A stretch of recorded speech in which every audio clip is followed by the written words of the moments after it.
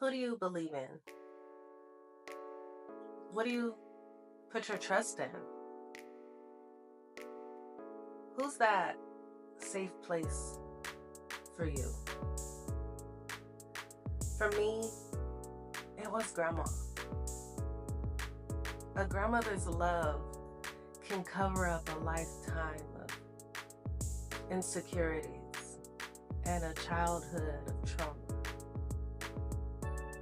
We would be homeless and she would find me and take me home with her and just clothe me and cover me in all type of love and attention.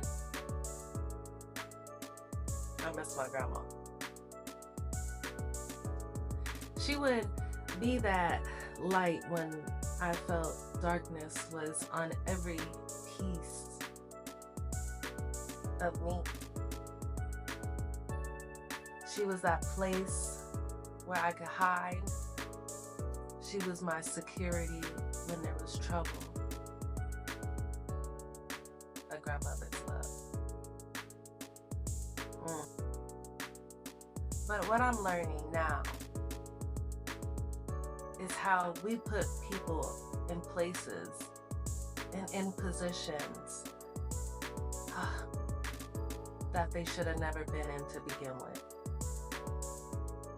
Now, don't get me wrong, I love grandma.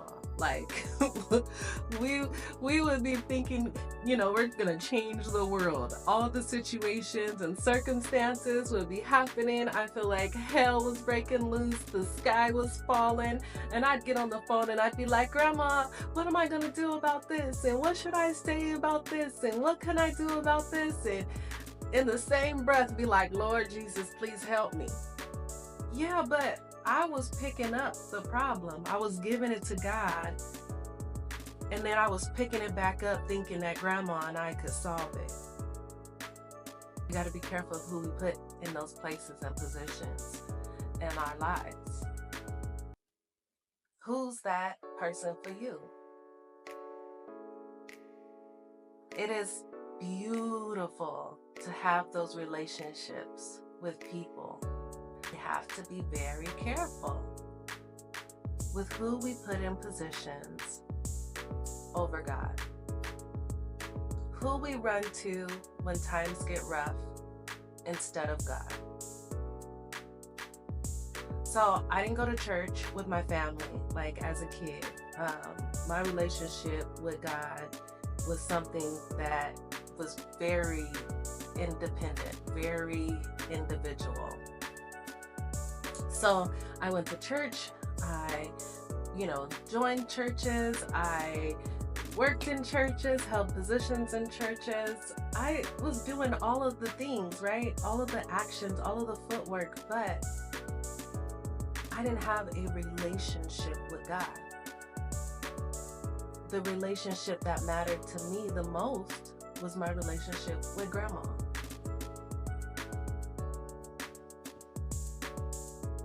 Oh, I miss her so much. This month, July, is her 1 year anniversary of her passing. So this is real for me. So they die. And they leave. I've experienced a lot of death from the time that I was really young. And they all hit differently. With my uncle, that was the first death that I had experienced, and he passed away from AIDS. And he was like a pillar at a time, but I wasn't really sure the influence that he had. Of course, now after you reflect, you realize. But that was the first time that I was mad, that I was stuck here on this earth, and he was able to leave. Yeah, as a young person, that's tough. The next one was my great-grandmother. And now this is me starting to realize that my elders are calling for me before they pass away. So I didn't want to go. I'm like, if I go see great-grandma, she's going to pass away. And that's what happened. I went to go see her. A week later, she passed away. After that was my grandfather. And that one was really tough too, but he died of cancer. So it was a different kind of feeling. It was more like, at least he doesn't have to be in pain anymore. That was different. And in 2018, my son was shot and he died. That one was huge. Planning the funeral service for your child is nothing that I wish on my worst enemy, which I don't even have those, but I don't wish that on anyone. That one hit me tough. I felt like I harbored in on my children. I didn't want them to move. I didn't want them to breathe. I didn't want them to go outside. I became really involved with who their friends are. What is it that they're doing outside? So just don't go out there. Yeah, that one hit me very hard. But this last one with grandma, y'all, we gotta be careful with who we put in positions above God. Because if it wasn't for my relationship with God and the times that I sat still and listened, there's no way I could be here sharing this message with you today. Having a relationship with God is not one-sided. For example, have you ever had that friend that you're the one that's always reaching out to them and they don't necessarily reach back out to you, or you show up for all of their events and they don't show up for you, right? It's very one-sided, a very one-sided relationship. Those are not good, right? They don't always feel good. You feel like you're giving out more than what you're getting back. And that's the type of relationship I have with God. So through all of these losses, dealing with death, dealing with trauma, dealing with all of these things, I had a one-way relationship with God. Let me tell you how it was. I run and chase after you to save me, but then once I'm saved, then I don't give anything back. I call on you to help me get out of this position and situation, and I just want you to do that, and then I don't do anything else for you back. That's not a good relationship, which caused a lot of turmoil. Because once you know who you are in God, it's hard to not do the things that He's asking you to do.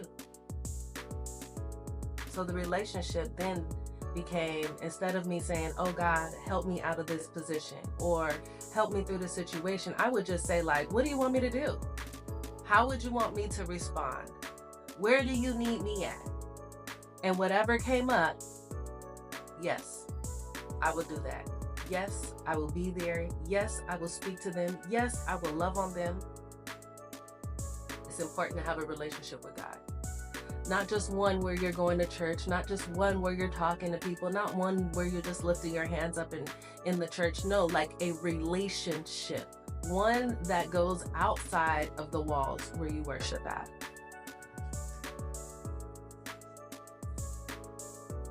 People will disappoint you. People will leave you. People will not believe in you. But God says that He'll never leave us nor forsake us. And it's true. Because without Him, there's no way that I would be where I am today. So the question I asked you earlier was, who are you putting your trust in? Who do you believe in? Now, it's good to believe in yourself, absolutely. But who do you believe in? Who's that one person that you call when life is lifing? My challenge for you is to call on God. Take some time daily and spend it with God. Because that relationship, that's like no other relationship. It doesn't die. He doesn't leave you. And you can trust him. He doesn't talk behind your back. He doesn't go and spread your information. He doesn't take those wonderful things that you share with him and share them with everyone else. Yes. Get a relationship with God so that you can establish peace, and the type of peace that surpasses all understanding. Stay encouraged, y'all. Let me know how it goes.